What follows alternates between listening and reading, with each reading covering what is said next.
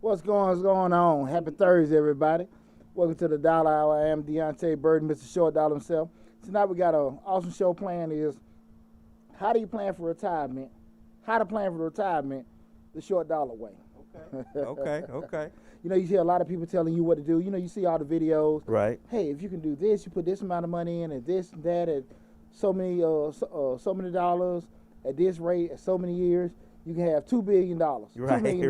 Right. And you feel like, why the hell everybody retiring broke? Why everybody trying to get If on it's that there? easy. Yeah, why the hell everybody retiring trying to get a job at the post office or Walmart and shit?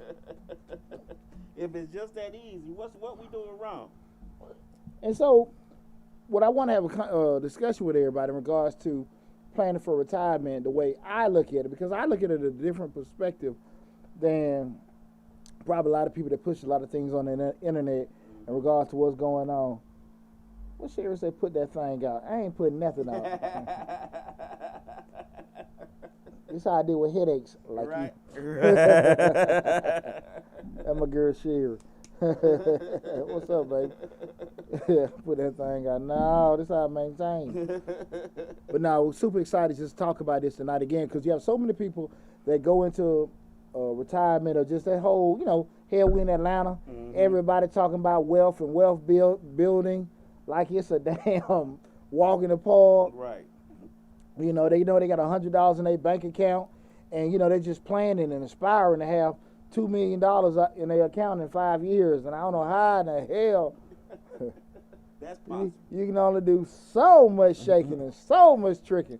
And I don't know Right. how in the world they're gonna make it happen. But we're gonna have a good discussion tonight in regards to that. Just give you some strategies that I know that can help you on my blueprint in regards to help anybody in regards to retirement, Okay. regardless of what age you're at. Okay. Before we get started, want to say what's up to my awesome producer, DJ Lab. It's Thursday, brother. Hey, man, shoot, these time be flying by, I my know, man. right? And it's almost the end of the month. Mm, July almost over. Summertime be over before you know it. Yeah, that's right. Mm. It really wasn't that harsh summer this year. It wasn't 110 degrees this year. Nah, them sundresses in full effect. wasn't it? I haven't Sundresses. seen not a one. Oh, sundresses and shiny legs. I haven't seen not a one I'll sundress. be damn. Glad lightning don't come in I here. stay down here in the studio. I ain't for tell that damn lie. Shit, no. Hell no. Yeah, well, you don't do your show every day. Man, let me get out loud. Lying ass. Also, my other producer, Slick 316.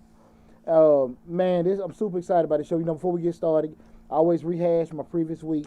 And, this past week, first give a big shout out to my son, Christopher Burden, my third son. He turned 16 on Monday. That's right. Big Chris B.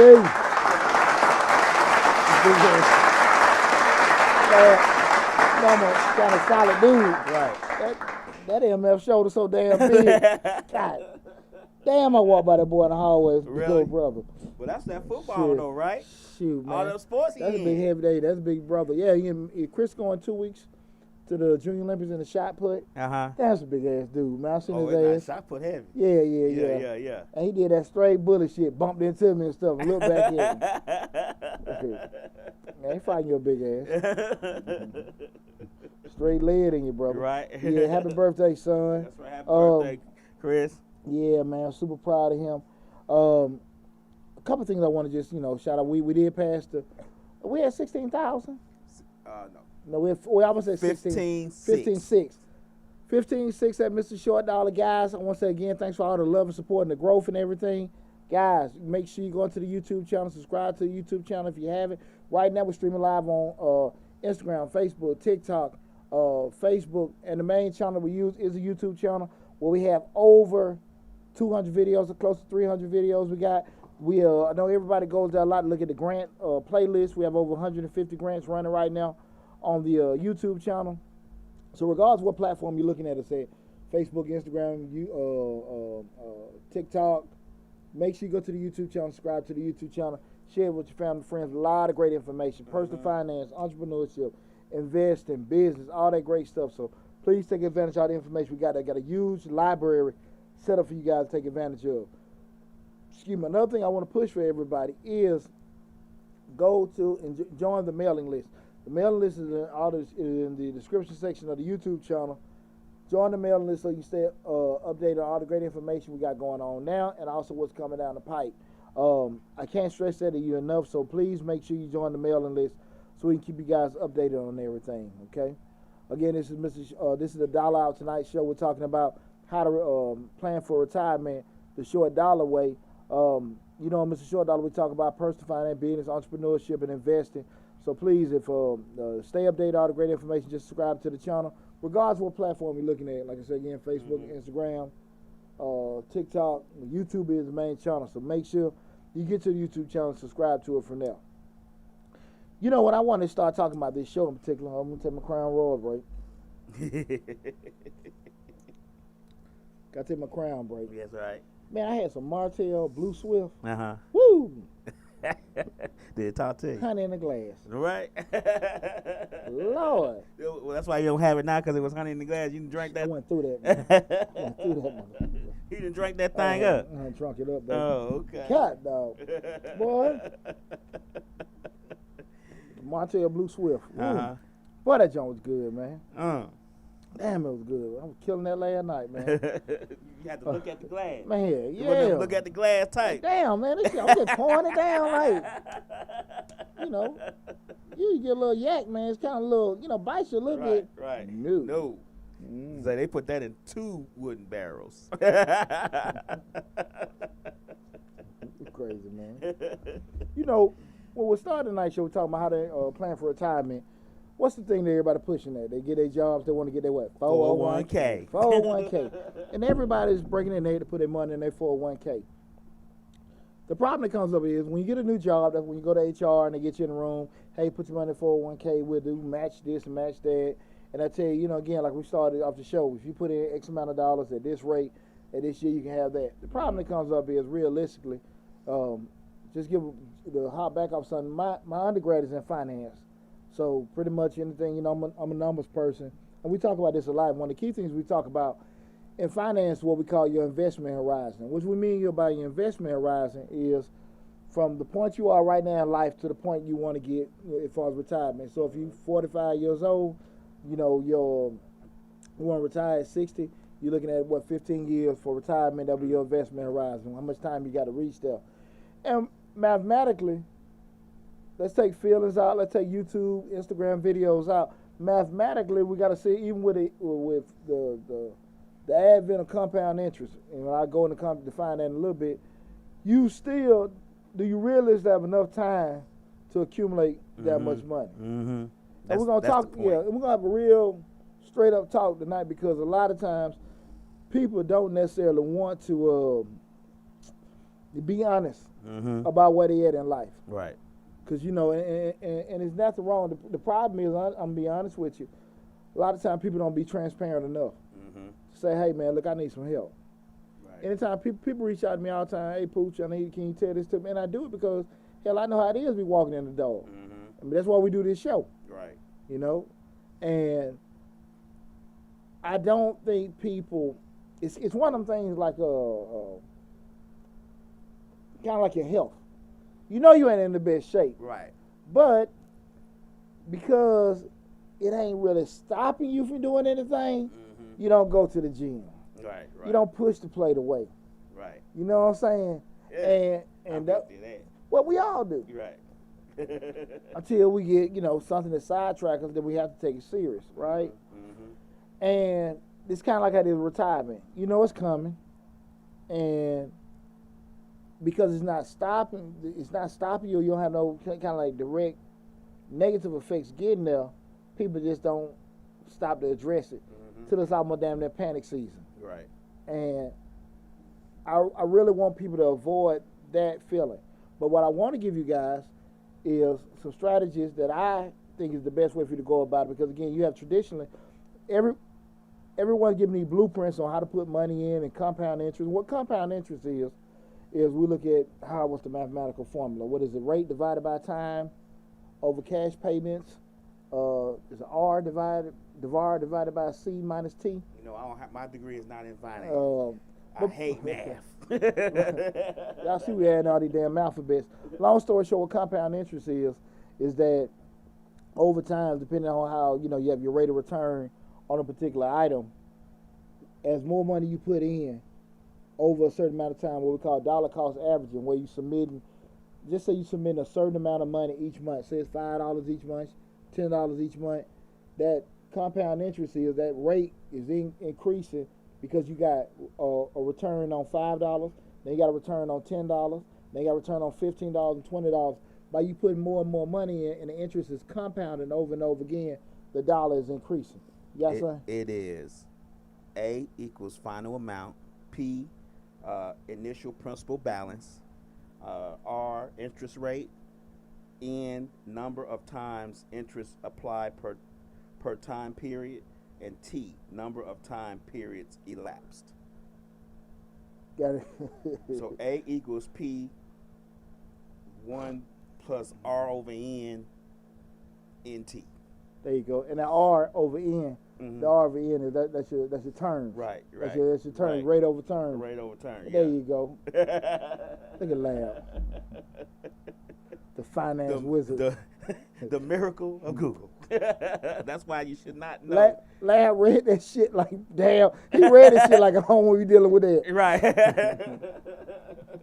I'm gonna do a video on that, man. Just go through all them formulas. You read that shit like what the hell? Man, that's all I ate for damn near 5 years. Right. Eat, sleep at that, man. But I just want people to understand in regards to when you're trying to do this kind of stuff. I really do believe the 401k theory is good if you're between 20 and 35 years old. A little bit 35 to 40. Okay. But when you hit 40 years old, I do think it's okay to invest in your 401k, but don't make that be your main socket. Right. Okay?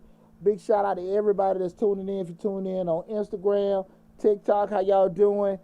Facebook, YouTube. If you got any question regarding the subject matter we're talking about tonight, feel free to chime in. If there's anything outside of retirement, hold it, and at the end of the show, I answer all your questions. I promise you with that. Say hi to your mama. What's up, mama? Mom gonna check me out, ain't she? That's right. Mom, appreciate you tuning in, baby. Mom, we out here with show. That's right. Hey, Poochie. What the hell are you talking about tonight?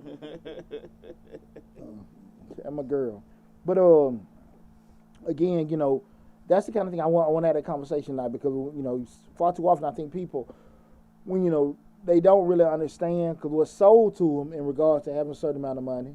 That's why, because you look back at the whole advent of 401ks is the opportunity for businesses to get out of being liable to cover. We ain't in the world of pensions no more. Right. So that's that they get out of liability to be able to take care of you in retirement. But if you turn around, you ain't got them $50, $60 in your 401k, and now you worrying about Social Security and 401k. Well, you know where you're going. Right. Walmart. Right. You're gonna be a certified sticker placer. That's sad. I don't want to call it sad. You laugh. You know what it is? I just think that I don't want to ever knock nobody, but the problem come up is a lot of times is, and me being 25 years in the financial service industry, I think that people put credit into you when you say something they like. Right. But something's wrong when you say something against it. I don't mean it's sad as far as people having to go work at Walmart because of their retirement, because to be honest with you, a lot of us don't know about the retirement part. And then you got to think about, and this is a show you probably going to have, you got to think about the fact that everything goes up most of the time besides your pay. So you're paying more for certain things, of your daily, everyday life, and you're not getting no more money in your paycheck. So, your accounts receivable is less than your accounts payable. Yeah. So you're receiving some money, but you're paying out a lot more than you receive. And I'm not talking about the people who go buying the $1,000 a month car payment. I'm talking about people just regular stuff. Yeah, grocery utilities. Right. So sometimes that might play a role in retirement, and then before you know it, you got a couple of kids, you're trying to make sure they get to school and stuff. This is a show I think you should have, just about maintaining everyday life and how to balance those books and stuff out. Well, I'm not gonna say no more about it, but I think that plays a role in it too. Yeah, that's a good point. That's a good point. But you know, we first getting started again tonight. We're talking about how to plan for retirement the short dollar way. The first thing I always ask people when we start talking about retirement again, when we look at that is, what's your goal with retirement? You know, we start talking about getting this money. What's the hot thing now? Generational wealth. Yeah, you want to have this kind of money. This is how you build generational wealth. Everybody want to blame their grandma and granddaddy for not saving no damn money. Knowing their grandma and granddaddy couldn't damn read. Right. And they just like, yeah, they should have saved this and we didn't build that. And I'm going to say this. When you get to a point where you got a little change in your bank, you find out real quick those kids that your ass was saving and planning for don't want to do the shit you were planning for them to do. And so you done sit there and broke your day. You done sat there and try to save all these zeros and build all this wealth. I don't want to do this. I got 2 grown sons right now, and I hope they're damn looking right now. Great kids, loving to death. Telling me what they don't want to damn do. Right. But you know, hey man, you gonna go work for the white man. Oh, Lord. Hey, ask them don't I talk to him like that. I'm sure you do. You gonna go work for them? Now you not. Shit. Hey, you not. You don't have to. You talk to him like that. Yeah, you think daddy tripping? You gonna go work for them? And this all money, and you see what money I'm making? Right. So again, you know, it's you may have saying a possibility of doubling it. yeah, 4 months out of the year. Right. Yeah. T and PJ, y'all hear me? But, you know, and I love my kids. I got great kids. They're doing well. They don't bother me for money, so I ain't tripping. Right. But 1 out of them 4, possibly 2, but at the end of the day, you know I'm selling it. Right. You're on a 7-year clock. But, you know, back to it, when we start talking about that whole thing, when we're looking at what's your goal, the whole thing, legacy. People sitting there looking at generational wealth. I'm trying to have my kids' kids. Mm-hmm. We hear Master P talk about it all the time, you know. My kids, it's generational wealth. I like the sound of it, but every time I see the brother, and I love Master P. I admire a lot of his stuff, but it seems like every time I see an interview with him and his sons, he's doing most of the talking. Mm-hmm. You know, so again, like, I think it's easy to say what you're doing and what your kids gonna do when you talking. Right. You know what I'm saying? You know, again, like, you know, it's easy to say, well, this is what we doing, my kids do this, and that. Right. I can do the same shit. Right. You know, say, hey, man, my sons will understand this is the business. Shit, no.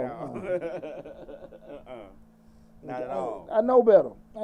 And I don't have lazy kids, but my interests are my interests. They're not interested in that. Right. They're good kids. My son, I got son Ivy League graduate. One got another scholarship to the Service Academy. Good kids, but they on some other shit. Right. And there's nothing wrong with it. But when we start trying to plan and do all this stuff, generational wealth, don't assume because you teach them about investing, you teach them about money, they're going to follow the path you want. And you make all these lifestyle and wholesale changes thinking it's going to happen for your child. They might not want that house you left them. They might not want that money. They might go, you just don't know. Right. And you are fooling yourself or setting yourself up from pain. You talk to somebody did it to think that because you have conversation with them, you teach them, they're going to do that. Hell no. Right. You out your damn mind. Like I said again, you know, again, it sounds good when you ain't got it. When you get it and you find out, shit, no, they don't, no, that's not how it happens. Right. And, you know, we talked about this before. Most times you see kids that kind of follow their parents. You see it sometimes, you know, kids following, you know, I look at the Cathy's with Chick-fil-A and all that kind of stuff.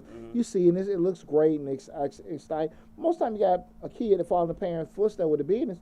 You know, parents damn near really just trying to keep their ass out of trouble. They tired of carrying their ass and go and bring Junior to work, you know, whatever. Got your daughter there working because you got to take care of her and her kids and something like that. Let me make sure. And it may have, like with the Cathy's and all that, may be a prerequisite to keep getting that money. You don't. Some people do that. Like if you want me to keep supporting you and taking care of you, you need to come work at this business. You need to come do something, or else I'm cutting you off. When you're talking about millions and billions like that, they get to talking about cutting folks off. Well, you know, and they may be straight, but I just... Not saying like you don't have millions and billions, but you get what I'm talking about. Yo, absolutely, brother. But, you know, I just think that it's a great... It's damn near like, you know, Wakanda and damn vibranium. You know, it's damn near a fantasy. Like, I'm gonna build this generational wealth. Like, that shit sound good when you ain't got it. When you start getting your little change, you start seeing your kids ain't interested in shit, and they just really want more of your money and stuff like that. You real find out real quick it ain't necessarily like that, you know. Right. And that's why. It's not gonna be your interest is not gonna be everybody's interest. And you see real quick, really, why there aren't that many black or white families that maintain generational wealth. There aren't that many that when they start, and this to start off with money, because the younger ones, it's not they weren't taught, they're just not interested. And I think people, that was, you know, one of the things. So first one was a legacy. The other one is just living. You know, yes, how many of y'all you heard your uncle, grandma, granddaddy, shit, I'm just gonna retire and go fishing. Right. Go fishing, you know, walk down to a little corner store and play spades and checkers. Let me get this, the Instagram is kind of on the brink right now. But, you know, just go and play, you know, checkers or spades and get that going. And that's all they kind of like interested in, you know what I mean? And that's just what they want to do. And we could be sitting there trying to look at push a certain way. That's all they want to do is just live, sustain, and maintain, die, whatever. And then you got some people want both. They want to sit here and just, you know, chill, relax, and live in retirement, and also kind of want to leave some things to their heirs. That's kind of, I think, how kind of most people fall into that. In different degree where they may put a little bit more on, you know, one of the two. You know, either they just want to make sure they're leaving a certain amount of money to their heirs, and also kind of live their lives out. That's what happened. The good part about it, they think about other people. The bad part about it, far too often, they're not the advent of estate planning. You know, grandparents leave a house. The parents leave a house to damn 6 kids. Everybody. Only one of them MF's working. Right. 3 of them on drugs. The other 2 want to sell it. Other 2 sit there like, man, I don't even care. Just let me know. Right. Shit be the damn fell the hell apart 20 years later. Right. Man, I seen it's funny. I seen the Johnny Taylor death story, the musician. How he had like, I think 4 kids that kind of he acknowledged. Right. They had like 2 or 3 outside babies. Oh, okay. And by the time he had like $1 million estate, by the time they went through court, everybody got $2,000. About $2,000. They can just make a decision without the courts, man, right? Shit. And he just never had a straight will. Right. And it just went like that, man. Everybody got a $2,000 check. Wow. Damn. Wow. The bad part about the main daughter that was going against the outside babies, when they took DNA test, she wasn't his daughter. God. Oh my God, that was embarrassing. Last $2.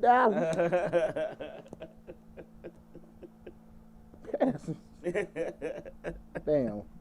But you know, again, we started talking again about what are your goals? Do you go, you know, legacy, having this generational wealth, this envisioning this, you know, you got this house, Falcon Crest. Remember Falcon Crest and Dallas and all that stuff? Dallas and yeah, you know, just having that kind of stuff. Or you just looking just, you know, live, maintain, just kind of, you know, live your days out. Or just like a combination of both. I think most people kind of fall in that little realm. You know, first identifying what goal you want. We start talking now, again, tonight's show, we're talking about how to plan for retirement the short dollar way. What are you trying to plan from that?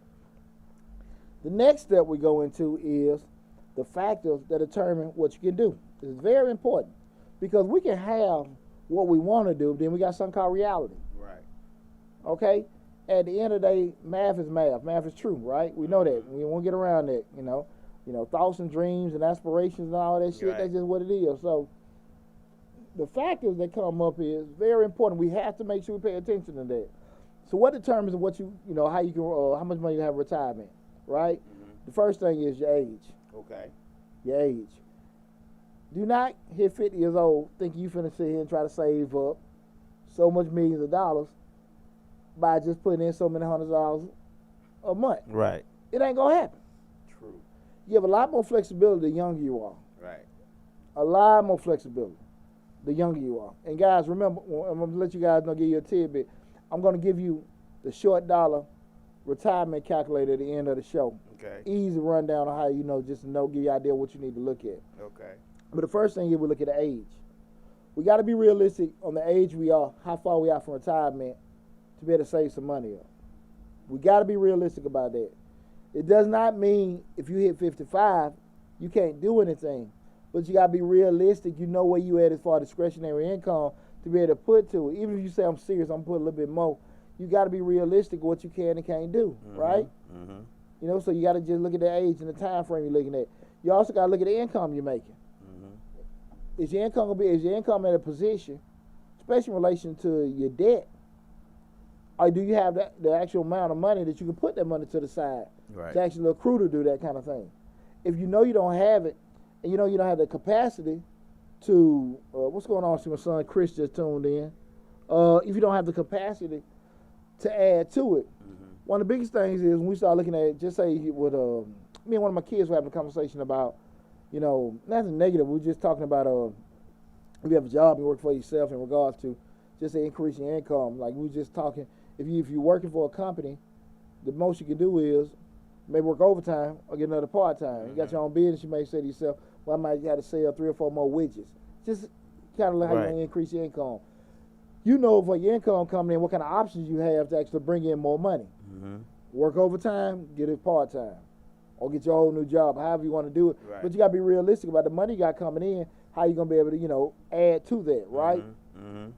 That's very, very important. Don't sit here and try to, just take interest out of the equation. You know if you put in $100 a month, $1,200 at the end of the year. Right. Damn it, you know that. Let's not try to get into a thought process that, hey, I can say this. No.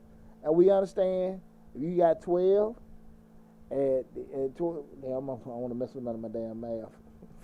I'm sorry. Sorry.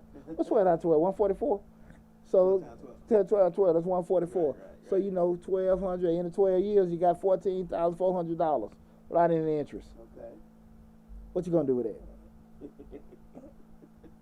What you gonna do with that? Right. Okay? So we gotta kind of look at that. Okay? So I just want you to be understanding with your income. The third one is probably the most important, your personality and your discipline. If you know you're not a disciplined person, and people always have to make sure that you do this, or you got to have accountability. Not saying you can't do it, but just, again, I'm very big on self-awareness. If you know you're not the type of person to stay on top of certain things, don't try to set unrealistic expectations or goals in regards to things that actually need somebody staying on top of it, right? You can't sit here and say to yourself, well, I'm going to do this, and you know you don't put stuff to the side. Now, if you have shortcomings with doing that, you know, do some automatic drafts. Try to find some way to circumvent that. But that discipline and your personality has to come into play. Right. You start talking about retirement, are you the type of person? That's why they try to make it easier for you. They try to take it out your paycheck with your 401k because they want to take the whole undisciplined factor out of it. We're doing making it easier for you. But if you're actually trying to build and do some additional stuff to it, you know, be more realistic to reach a certain goal, you have to be honest with yourself as far as your discipline level, and also just what kind of person you are as far as doing that, okay? So again, those are 3 factors we started looking at, the factors that determine what you can do, your age, your income, and your discipline, okay? And again, I'm Deontay Burton, a.k.a. Mr. Short Dollar. So tonight we're talking about how to plan for retirement the short dollar way. We went through the first factors on planning for it, that being number 1, what's your goal? Number 2 is the factors that determine what you can do. Number 3, we're going to address implementing everything. And when we start talking about, again, that generational the goals, I'm also looking at that in terms of the goals, the generational wealth, and taking care of your children. How big of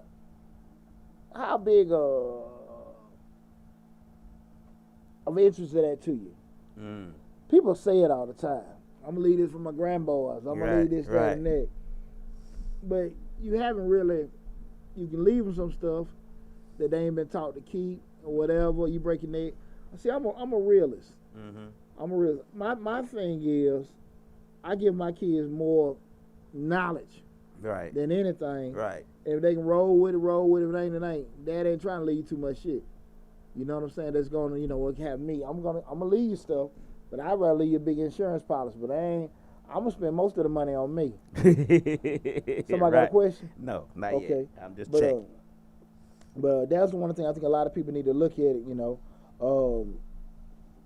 Secondly, when we start looking at the other part of it is I'm about to lose I had lost myself on my notes for a second. We start talking about the living part of it. What we like in regards to just making a goal. What do you want to be doing? Right. We start talking about goals and stuff. What do you want to be doing in retirement? Do you want to be going on cruises? Do you want to be by your Winnebago, you and your old lady, y'all do some traveling?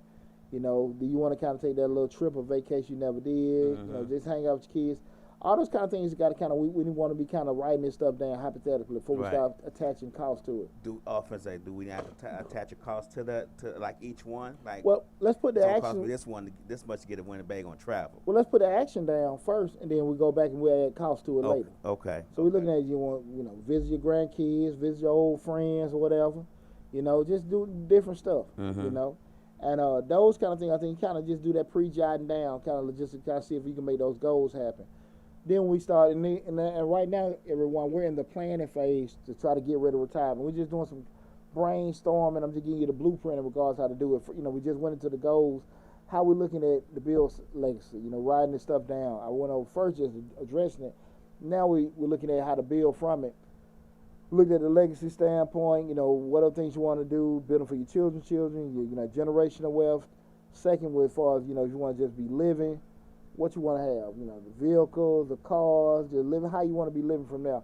And then both, you be just saying to yourself, how do I plan on, do I want to be going on these trips and vacations? Do I want to have a certain amount of money? How do I want to be living? Just hypothetically write this kind of stuff down.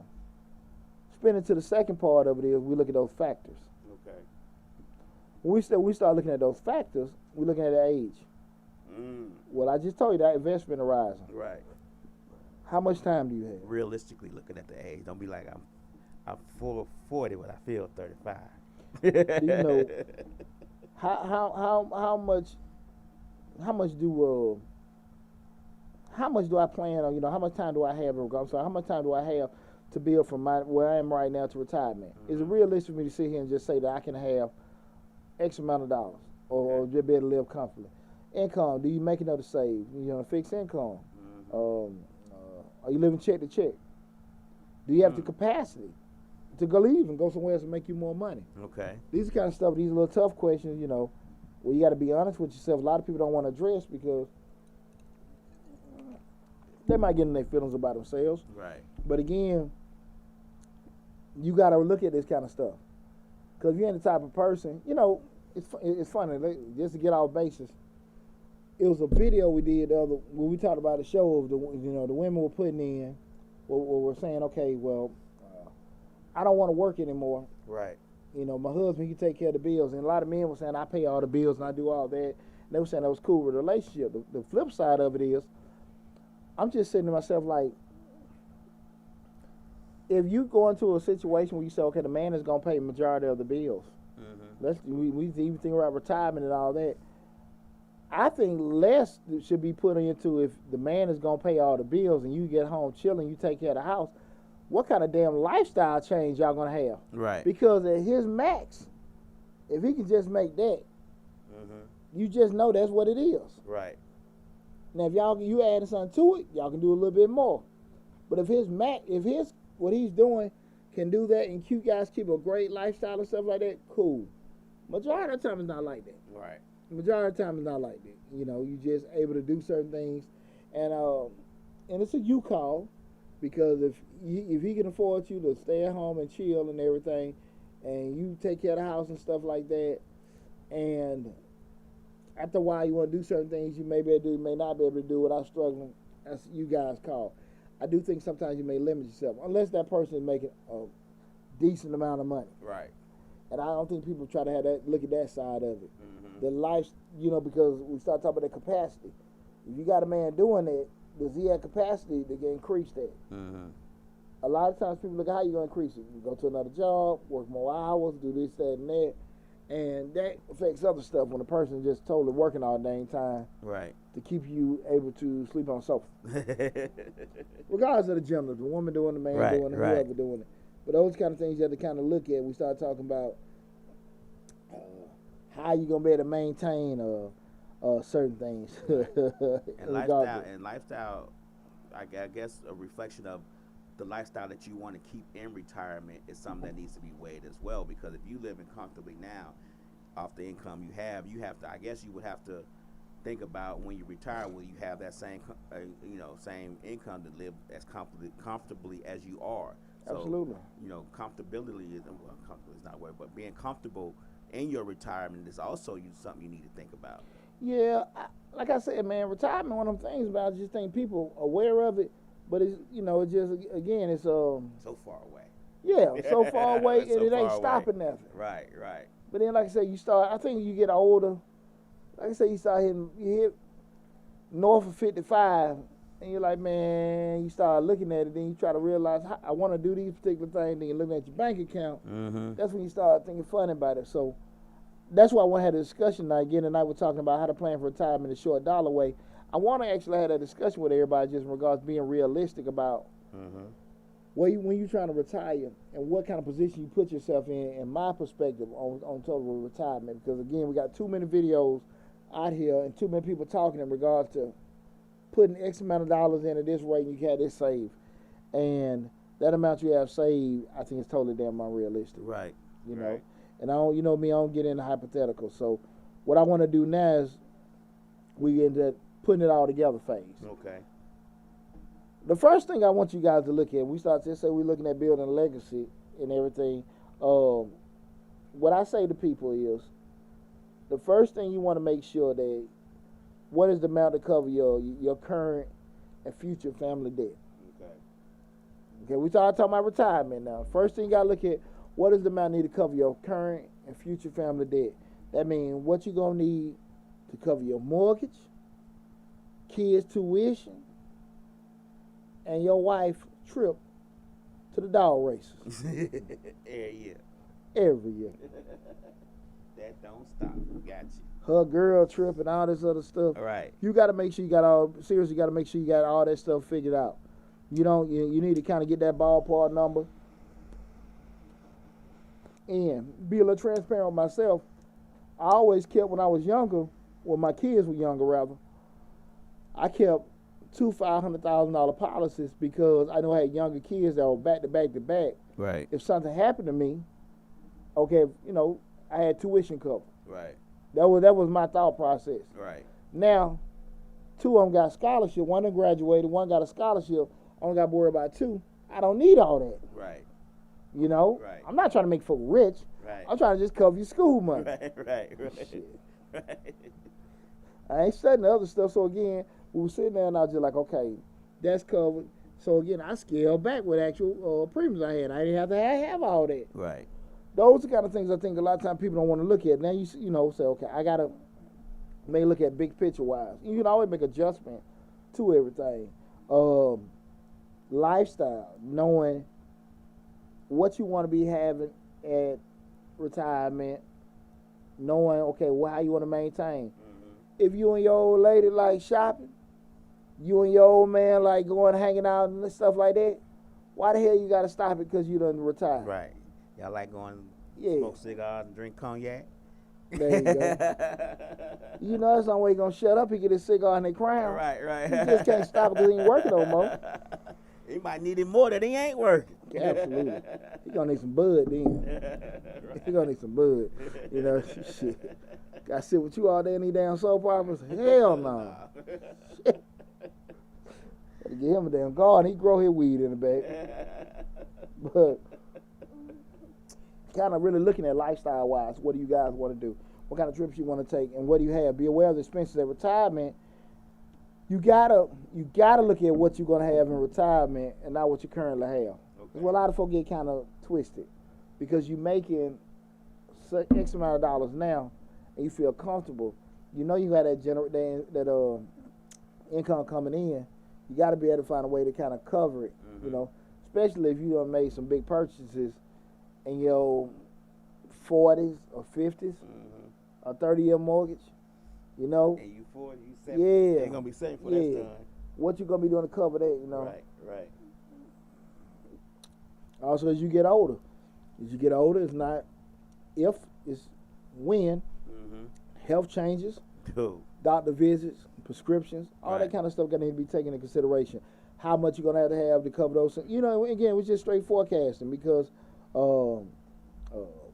you could be looking at the car note be gone, house may be paid off, but hell, you're bleeding out your ear, your butt itching, you got bones doing all kind of stuff. I mean, that's just part of growing up. Right.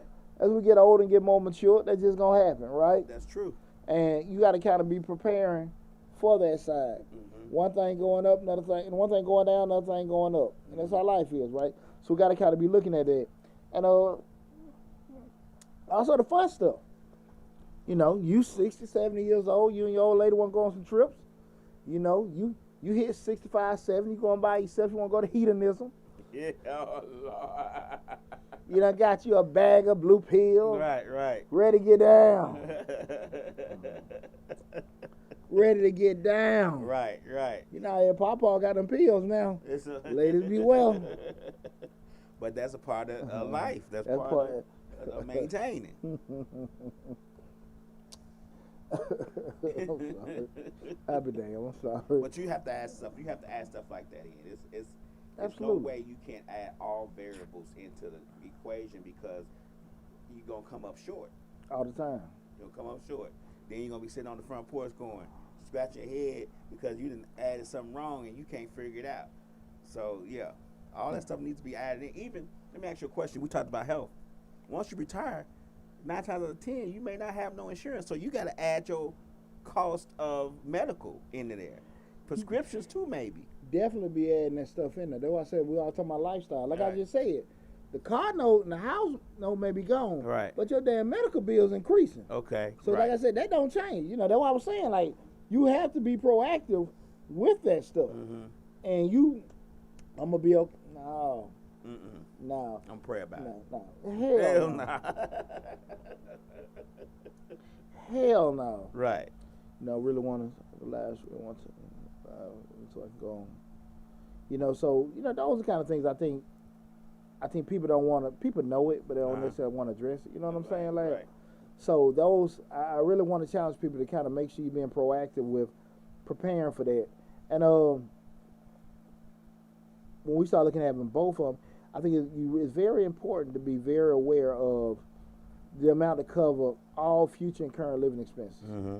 So we start talking about, say, like I was saying before, if you die, Mm-hmm.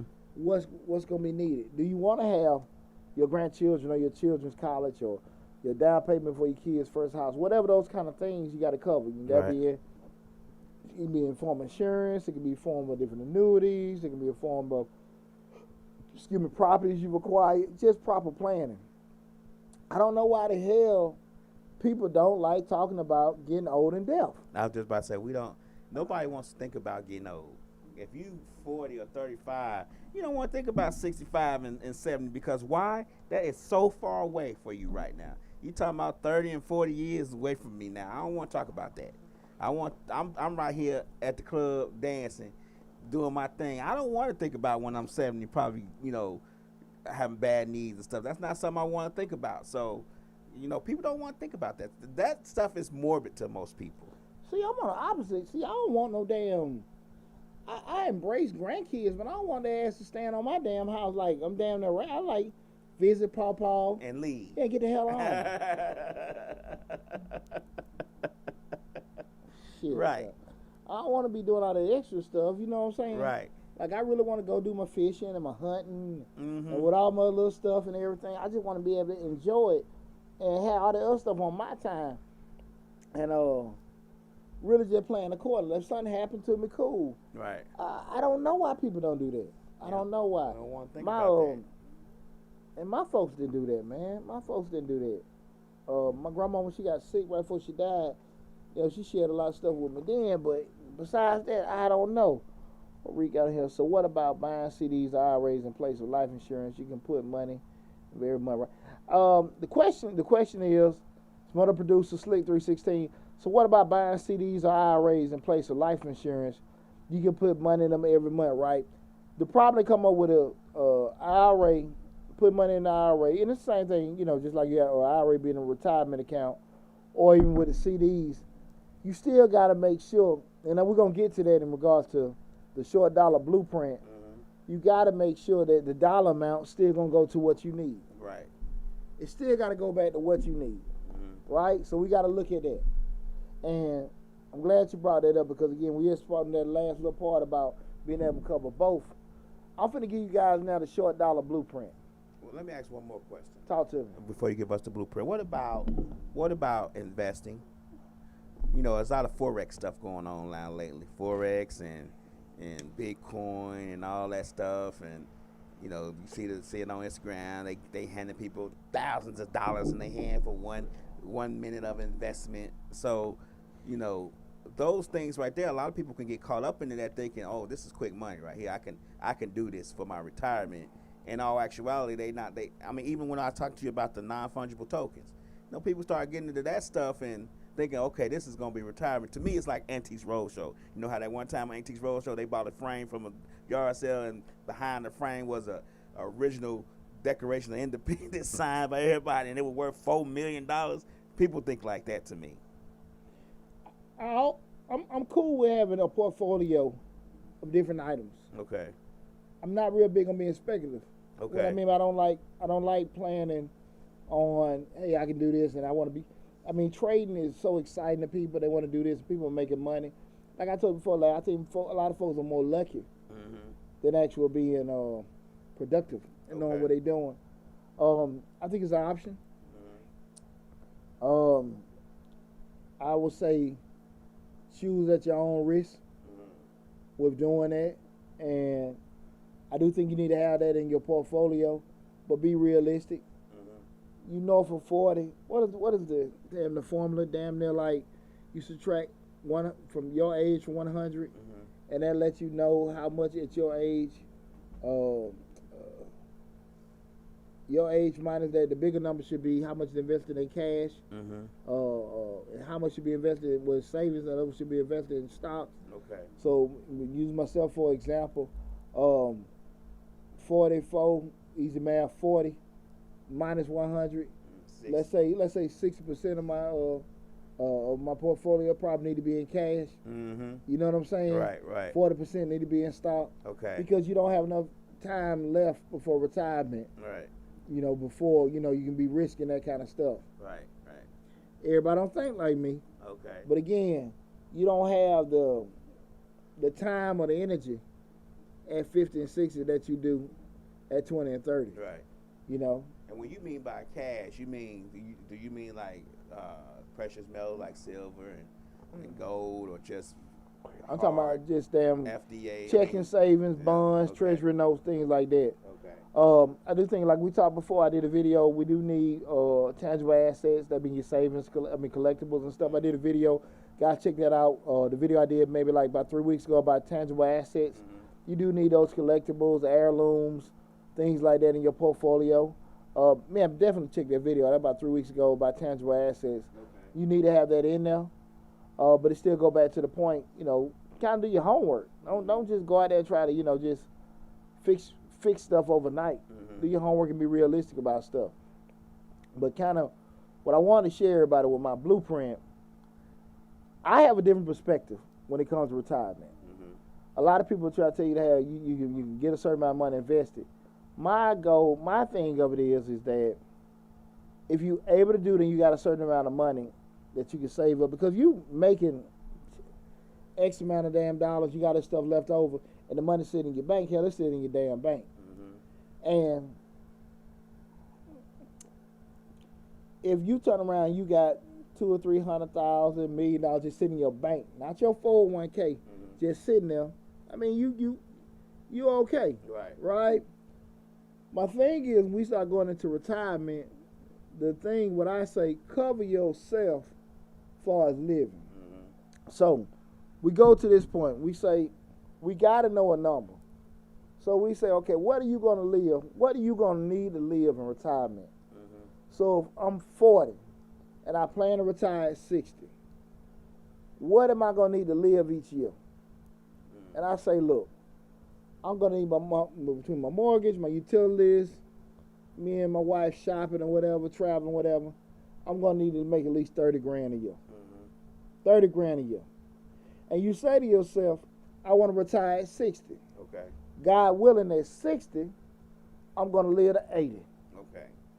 Anything past 80, shit, we'll just cross that bridge when we get there. Okay. Right? If you know from 60 to 80, 20 years. So I got a 20-year window I got to kind of be prepping for, right? I need 30 grand. So 30 times 20 years, $600,000. Okay. Which I don't think is unrealistic for the average person to be needing from 30 to 80 years old. Okay. I say this again, $600,000. Now, how many damn people got $600,000 in their 401k? Right. Probably the top 2%, if that. So you sitting there saying to yourself, damn, he said it like that. How in the hell am I going to do that? So now we ask ourselves right now, if I'm going to need $600,000 at age 60 in my 401k, my problem is what? My investment horizon too short. There's no way in the hell that I'm going to be able to put an extra $100, $200, $300, couple $1,000 to be able to have myself sitting on 600 grand. Right. In retirement. What can I do? This is short dollar way. Get your ass out of that hole trying to save this money up and build this portfolio. Okay. What you need to be doing is breaking your neck between, if you got a 10-year window, a 15-year window, finding things that will generate the money to make $30,000 a year. Okay. $30,000 a year, what, $2,500 a month? Mm-hmm. And then $2,500 a month, right? So what the hell can you be doing to make $2,500 a month, generating it? This is extra on top of what you're already making, No, right? no. I mean, in retirement. Okay. Cause we said we need to live off $30,000 a year. Okay. So we need $2,500 a month. $2,500, that's 30 a year, right? Mm-hmm. Okay. So what can we be doing? So say we got some rental properties, some vending machines. We just throwing out ideas, a bread route, whatever. We done, just whatever we did. We bought a little small annuity that's giving us $500 a month, whatever. You need to be breaking your neck between, say, if you starting at 40 to 60, to getting yourself in a position to have those things getting built that can generate that $2,500 a month. Mm-hmm. You got a better chance of getting that together than hoping the discretionary income you have from your job you can apply to your 401k to accrue to $600,000. Okay.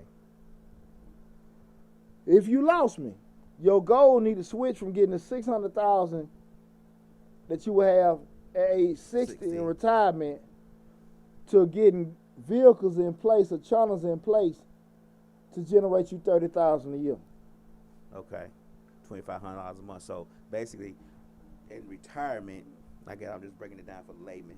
In retirement, once I retire, I still need to have $2,500 a month coming in. I need to figure out what that asset or what that may be, investment may be, to generate that from the point that I retire on, right? Yeah. Okay. Okay. And again, this is not applicable if you damn making all this money, you got this stuff stacking up. Right.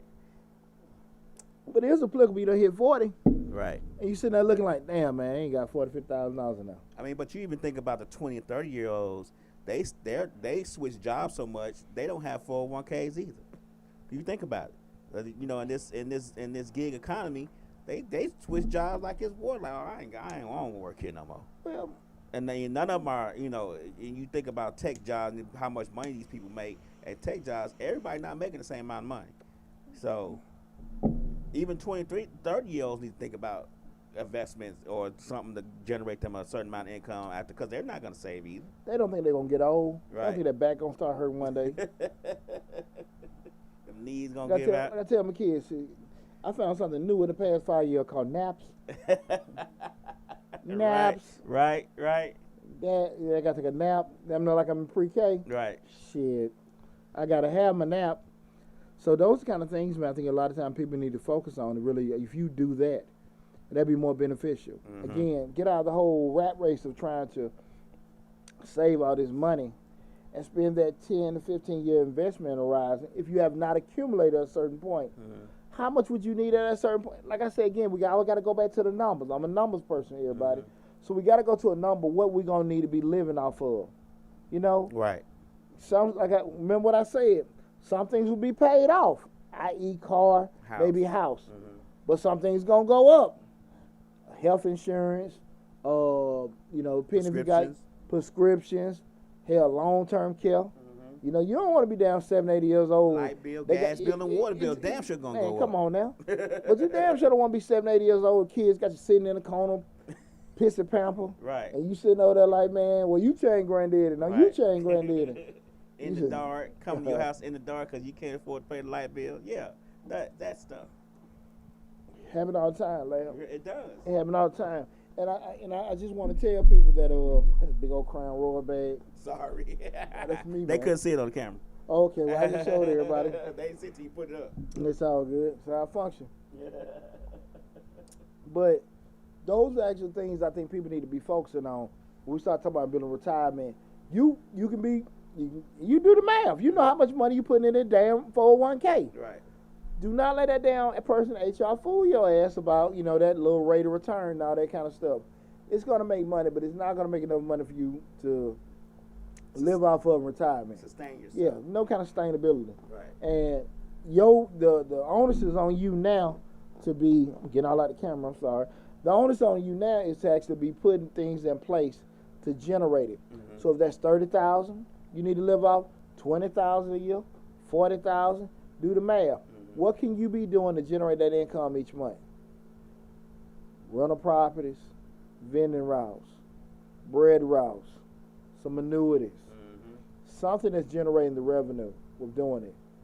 You need to be trying to build to it. I ain't got no rental property. My credit ain't straight. That's why you got 10 to 15 years to do it. Right. Now you 55 trying to sit here now trying to save up $300,000. Come on now, we don't need to talk about that. You know, but let's be real. We got to sit here and try to put certain things in place. The key is, what I say is this, what I talk about a lot of time when you leave your job. Try to make sure it take you the least amount possible to live off of in retirement. Maybe realistic, maybe totally unrealistic. But I would just say that. Try to have the least amount of money you got to live off of. That be also being in regards to just reducing your debt, make sure your cash is not affected. And then put things and vehicles in place to help you cover it, okay? That's the short dollar way to your plan for retirement, okay? I hope that somebody asks, they understand what you mean by the 30,000, the 30,000 a year. What they asked, is there any time frame that there's just too late? I don't think it's a such thing as too late. I think you just need to be realistic of where you at and what you need to do. Okay. If you say you're 55 and you want to retire at 60, we go back to what we're saying. What do I need to live off of in retirement? What can I be doing to actually bring in the money each month to do that? So that lets you know if you can't do it, your ass might need to retire at 65. Okay. You might need to retire at 70. Okay. You know, if Social Security, the amount you, because we know we get the letter every year. We know what we're going to get in Social Security, right? We know that every year, right? So you can do the math. So it's never a time that's too late, but you got to be realistic. The other side of it is, too, even if you can't generate the 20,000 or the 30,000, what I just said before, spend a little time reducing your living expenses. It may take you 30,000 live. Okay, well, shit, let me go put a little bit more money, pay this car note off.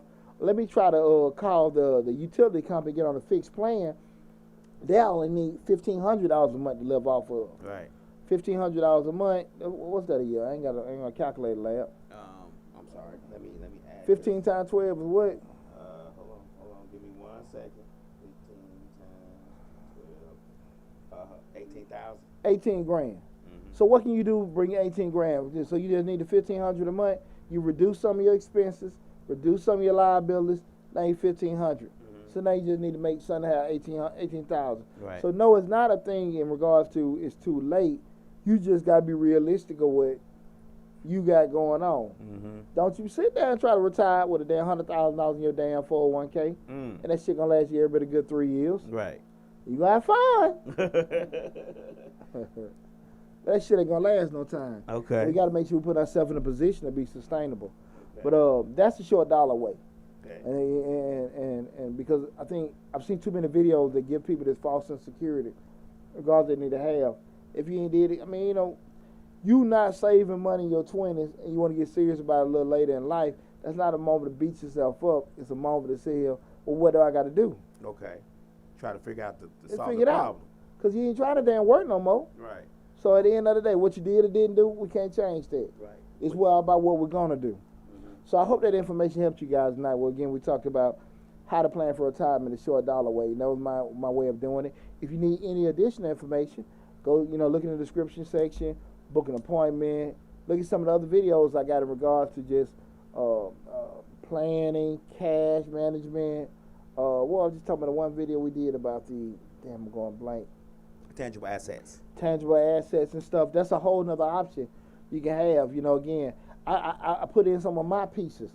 I got some pieces that I know are worth, a good five figures. Mm-hmm. I know I got some old artwork that I bought that I'm very proud of. That I keep, riders on. That's insurance policy for that, and I just those kind of things are good. One of my mentors put me on that about 20 years ago, having that kind of stuff in place. You got that old baseball card, like I told him about. You see, Hawks did well. Go buy your Trae Young card. Mm-hmm. 10, 15 years from now, that might be $20,000. Mm-hmm. That might get you a year in retirement. Mm-hmm. Scot-free, that little one basketball card. Hey, I'll buy you about 20 of them. Cool. You might be good for retirement. You got to think outside the box. Don't dwell on what you didn't do. Focus more on what you're going to do. And I'm sorry. I'm talking about cards. I'm not trying to, wish bad on anybody or glorify, but, the Kobe card just went for $1.9 million. 1.9 million. Rookie. Come on now. I'm just saying. I'm just saying. No, I appreciate that, lad. Yeah. That's the thing about it. What you think more easy to do? Get your damn baseball card or damn go buy some Bitcoin? Baseball Come on card. now. Yeah. If you do your research, if you do like really deep in your research, you could get that card that probably be tangible later on. That probably be a tangible asset later on. Well, the problem come up here. Everybody want to just be rich. Right. Everybody want to be rich, but everybody want to do the BS to get rich. Right. You know what I'm saying? Like, hey, what we talk about, man, I work 20 hours a day, so I work 40 hours a week. Right. Shit, I work. Right. I like doing what I do. Right. It ain't meant for everybody. But you're going to pay them dues. Yeah. So that's the kind of thing I just want everybody, just to be realistic about. And I'm trying to give you an easy blueprint to kind of cover it. So make sure, again, like you need any additional information and additional assistance. I'm sure we got everybody. Had any questions? If we missed anything, feel free to reach out to me. I want to tell you guys I appreciate it from the bottom of my heart you guys tuning in and checking out the show. I love you guys. Again, this has been the Dollar Hour with me, Deontay Burton, a.k.a. Mr. Short Dollar Self. Talk about planning for retirement the Short Dollar way. Make sure, again, you subscribe to the YouTube channel, Mr. Short Dollar, where we talk about personal finance, business, entrepreneurship, and investing. We got almost 300 videos on there, over 150 videos dealing with over 150 grant opportunities on the YouTube channel. We stream all the time. Well, we're on Facebook, Instagram, TikTok on that same handle, Mr. Short Dollar. But again, the main hub is the YouTube channel where all the videos are housed. Follow us, share us, and everything. Continue to support us. I love you guys from the bottom of my heart. Be safe. Talk to you soon.